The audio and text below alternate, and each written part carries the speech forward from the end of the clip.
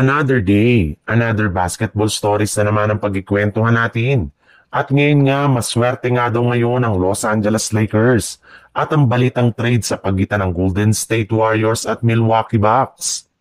Kagaya nga ng napag-usapan natin, bago pa man magsimula ang kanilang laban sa Lakers kontra sa Spurs ay inanunsyo na nga ng kanilang team na lahat nga daw ng kanilang mga manlalaro maliban kay Maxi Kleber ang available sa kanilang magiging laro. Yes, hindi na nga kasama sa kanilang injury report si Marcus Smart na inaasang makakasama ng muli sa kanilang lineup matapos ang ilang game niya na pagkawala sa team dahil sa pagtatanong nito ng back injury.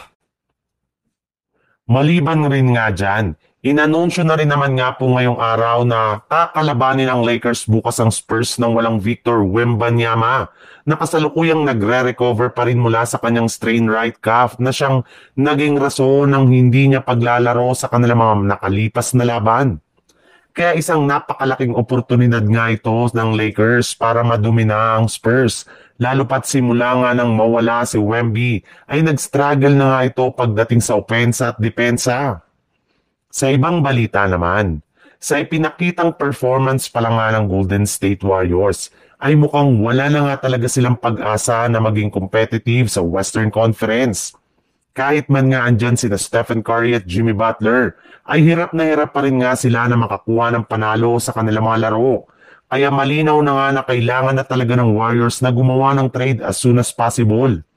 At kung sakali man nga na gumawa sila ng trade ay posible nga nila ditong i-offer ay walang iba kundi si Jonathan Kuminga na siyang nag-iisang player nila na may pinakamataas na trade value ngayong season. Maaari nga daw nila itong magamit para makakuha ng ilang malalaking pangalan sa trade market, either si Giannis Antetokounmpo mula sa Milwaukee Bucks o di kaya si Domantas Sabonis mula sa Sacramento Kings.